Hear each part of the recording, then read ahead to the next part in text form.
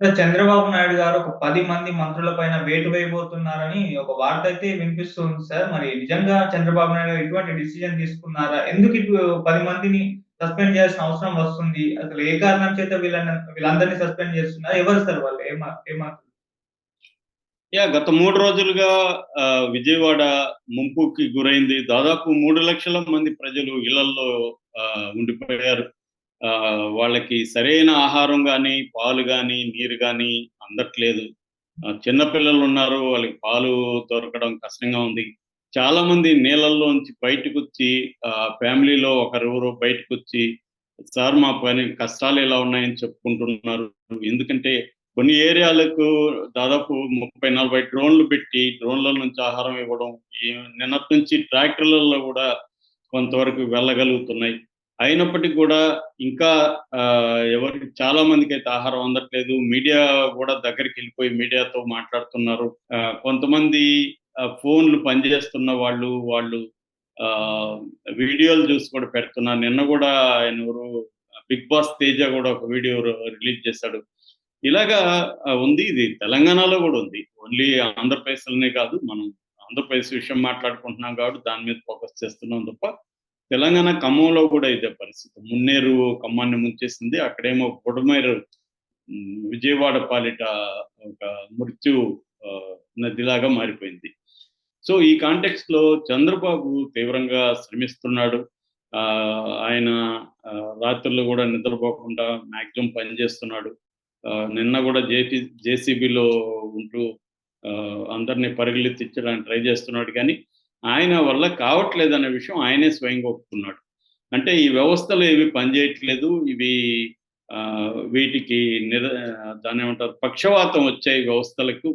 పనిచేయని వాళ్ళతో నేను గూడా ఎలా పని చేయించాలో నాకు గూడా తెలియని పరిస్థితి అని మళ్ళీ ఆయన ఎప్పట్లాగే జగన్ మీద తోసాడనుకో, జగన్ వ్యవస్థలు నిర్వీర్యం చేశాడని చెప్తున్నాడు.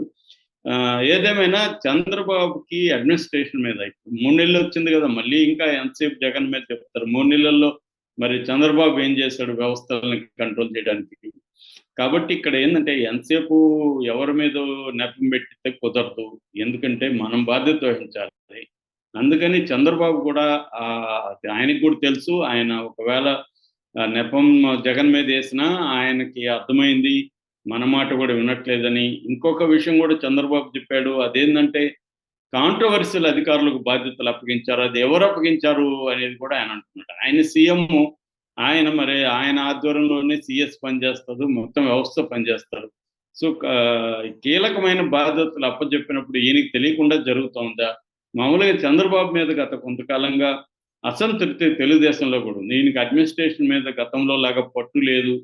కాంట్రోవర్సీ అధికారులకు అందరికీ మళ్ళీ పదవులిచ్చారు. వాళ్ళని కీ పోస్టులు పెట్టారని గత కొంతకాలం నుంచి విమర్శలొస్తున్నాయి. మరెందుకు చంద్రబాబు దాని మీద దృష్టి పెట్టలేదు? ఇదే ఇది. రెండవది ఎప్పుడో గూడా విపత్తులు జరిగినప్పుడు ఒక్కసారిగా విపత్తులని డీల్ చేసే వ్యవస్థ పుట్టుకురాదు. అది ముందు నుంచి వ్యవస్థల్ని నిలబెట్టాలి.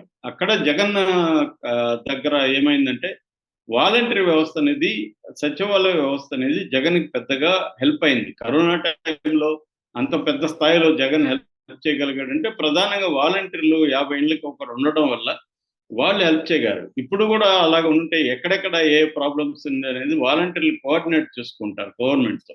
ఆ వ్యవస్థని చంద్రబాబు పట్టించుకోలేదు. రాగానే దాన్ని పక్కన పెట్టేశాడు. అట్లాగే ఎన్‌జీఓ వ్యవస్థ. ఎన్‌జీఓ వ్యవస్థ నేను నిన్న గూడా ఒక వీడియోలో చెప్పినాను. మోడీ ప్రభుత్వం వచ్చినాక దేశవ్యాప్తంగా ఎన్‌జీఓ వ్యవస్థ నాశనం చేశారు సార్. ఎన్‌జీఓ వ్యవస్థ ఉంటే ప్రజలకి అనుబంధంగా వాళ్ళు పనిచేస్తుంటారు. మనకి 2009లో సునామీ వచ్చినప్పుడు ముఖ్యంగా తమిళనాడులో ఎన్‌జీఓలు పెద్ద ఎత్తున ప్రజలకి సహాయం పౌర వ్యవస్థలు పంచాయతీ సిస్టాన్ని జగన్ గూడా పక్కన పెట్టేశాడు. చంద్రబాబు కూడా దాన్నేం పెద్దగా రివైవ్ చేయలేదు. దానివల్ల గూడా అంటే పౌర వ్యవస్థలు, సివిక్ సొసైటీ, సివిల్ సొసైటీ ఇవి సరిగ్గా లేనప్పుడు ఏమవుతుందంటే విపత్తుల్ని ఓన్లీ గవర్నమెంట్ యంత్రాంగం అనేది డీల్ చేయలేదు. గవర్నమెంట్ యంత్రాంగం సరిపోదు. ప్రజల్లో పనిచేసే వివిధ వ్యవస్థలు గూడా అవసరం. ఆ వ్యవస్థల్ని పనిచేయించడం, పెట్టడం గూడా అవసరం అన్నమాట. అది చేయలేకపోయారు.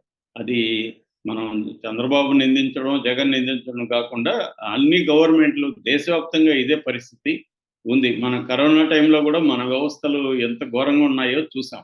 అంటే మనం ముందు నుంచి కూడా పబ్లిక్ సిస్టమ్స్‌ని వివిధ పౌర వ్యవస్థల్ని పటిష్టం చేసుకోకపోతే నీకు ప్రాబ్లమ్ వస్తుంది. ఓన్లీ గవర్నమెంట్‌ని నమ్ముకుంటే వాళ్ళు కూడా ఆఫీసర్లు వాళ్ళు కూడా 24 అవర్స్ పని చేయాలంటే అందరూ పని చేయలేకపోవచ్చు. కొంతమంది కోసం వస్తారు.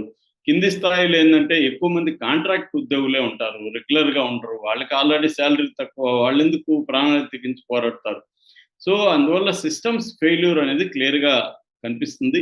దీంతో చంద్రబాబు తీవ్ర ఆగ్రహం వ్యక్తం చేశాడు. ఆల్రెడీ జక్కంపూడికి సంబంధించిన శ్రీనివాస్ అనే ఒక ఐఏఎస్ ఆఫీసర్‌ని సస్పెండ్ చేశాడు. ఈ కాంటెక్స్ట్‌లో ఆయన మంత్రుల మీద కూడా తీవ్రంగా కోపాన్ని ఎక్స్‌ప్రెస్ చేస్తున్నట్టుగా మనకు కనపడుతుంది. మంత్రులు ఏందంటే ఎక్కువ మంది మనకు కనపడట్లేదు.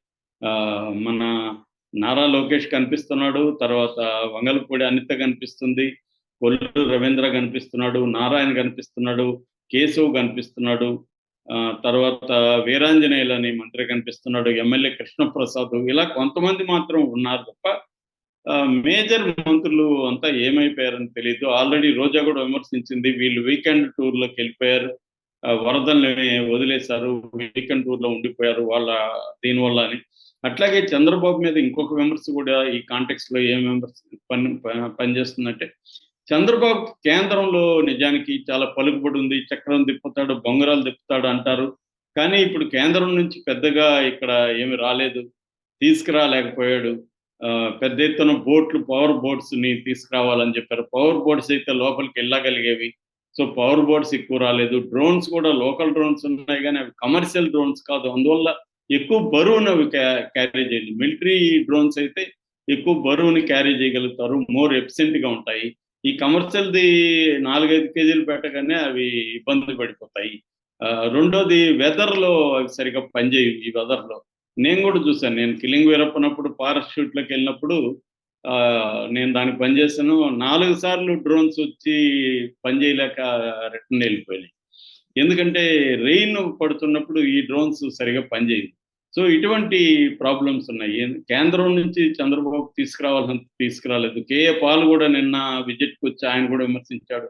10,000 కోట్లన్న అవసరం ఎందుకంటే భయంకరమైన ఆస్తి నష్టం ప్రాణ నష్టం తక్కువే జరిగింది. 15 మంది ఎంతో చనిపోయినట్టుగా ఇప్పటివరకు చెప్తున్నారు గానీ, అంటే అది కూడా తక్కువ అని చెప్పలేము మనం. 15 మంది ప్రాణాలనేది తక్కువైతే కాదు. బట్ ఇతర గుజరాత్ ఇలాంటి రాష్ట్రాలతో పోల్చుతున్నప్పుడు ప్రాణ నష్టం తక్కువే ఉంది. బట్ ఆస్తి నష్టం పెద్ద ఎత్తున కనబడుతుంది. నిన్ననే టాటా షోరూమ్‌లో 300 కార్లు కొత్త కార్లు ఎలా మునిగిపోయినాయో విజువల్స్ చూసాం మనం. ఇలాగా కొన్ని వందల పశువులు చనిపోయినాయి. ఇండ్లంతా గూడా ఫస్ట్ ఫ్లోర్, సెకండ్ ఫ్లోర్ వరకు గూడా కొన్ని ఇండ్లు మునిగిపోయినాయి. దీనికి ప్రధాన కారణం బుడమేరు ఎక్స్‌టెన్షన్ సింగనగర్ దగ్గరకొచ్చేసరికి బుడమేరు అనేది ఎక్స్‌టెండ్ అవుతుంది. అక్కడ మొత్తం వెంచర్‌లేసేసి తక్కువ రేట్లకి మిడిల్ క్లాస్‌కి అమ్మేసి కాలనీలు అక్కడ ఒక సిటీనే ఎవాల్వ్ అయిపోయింది. ఇప్పుడు అదంతా మునిగిపోయింది. దానికి ఆహ్, బుడమేరు వైపుగా రిటైనింగ్ వాల్ కట్టాలని ప్రపోజల్స్ ఉన్నా అది ఎవరు కూడా దాన్ని కట్టలేదు. కనీసం కృష్ణలంక దగ్గర చంద్రబాబు ఆధ్వర్యంలో రిటైన్ వాల్ కట్టారు. దాన్ని 2 పేజీలు చంద్రబాబు కంప్లీట్ చేస్తే మూడో పేజు జగన్ ప్రారంభించాడు. దానివల్ల ఇప్పుడు కృష్ణలంక సేఫ్‌గా ఉంది. సో, ఇలాంటి ముందస్తు చర్యలు తీసుకోలేకపోవడం కూడా ప్రధానంగా ఇది. సరే అది పక్కన పెడితే ఇప్పుడు ముంపొచ్చిన తర్వాత మంత్రులు, అధికారులు, తెలుగుదేశం కార్యకర్తలు అందరూ మూకుమ్మడిగా పనిచేయాలి కూటమి ఇది. సో, ఇదేమీ కనిపించట్లేదు. ఒక పక్క పవన్ కళ్యాణ్ సైలెంట్‌గా ఎక్కడున్నాడో ఆయనకి తెలియట్లేదు. నిన్నొచ్చేమో నేను పనిచేస్తున్నట్టుగా ఆయన జనసేన ప్రకటన ఇచ్చింది. తర్వాత నేనొస్తే దానికి సహాయక చర్యలకు అడ్డంకి అని చెప్తున్నాడు. ఆయనెవరు సహాయక చర్యలకు అడ్డంకిగా ఉండమన్నారు? ఆయన సహాయక చర్యల్ని మరింత డెవలప్ చేసే విధంగా, మరింత బాగా ఎఫిషియెంట్‌గా పనిచేసే విధంగా చంద్రబాబుకి హెల్ప్ చేయాలి.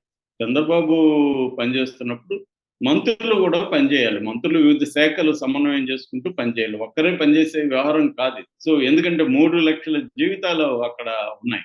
సో ఈ క్రమంలో చంద్రబాబు ఇప్పుడు తీవ్ర నిర్ణయం తీసుకున్నట్టు చెప్తున్నారు. దాదాపు 10 మంది మంత్రుల మీద ఆయన వెయిట్ వేయబోతున్నారని చెప్తున్నారు. ఆయనైతే సీరియస్‌గా వార్నింగ్ అయితే ఇచ్చారు. నేను పనిచేయని మంత్రులు నాకు అవసరం లేదు. నేను తీసేస్తానని అన్నారు. ఎందుకంటే ఒక సంక్షోభ సమయంలో పని చేయకపోతే ఇంకా మామూలు టైంలో వీళ్ళేం పని చేస్తారు? ఇప్పుడు కదా పని చేయాలి అందరూ. మామూలు టైంలో చేయని వాళ్ళు కూడా సంక్షోభం వచ్చినప్పుడు పని చేయడం మనం చూస్తుంటాం. సో అది జరగలేదని చంద్రబాబు తీవ్ర ఆగ్రహం వ్యక్తం చేసినట్టు తెలుస్తుంది. మరి ఏ మంత్రుల మీద వేటు పడుతుందనేది మనకి త్వరలోనే తెలియచ్చు. Okay sir. Thank you so much.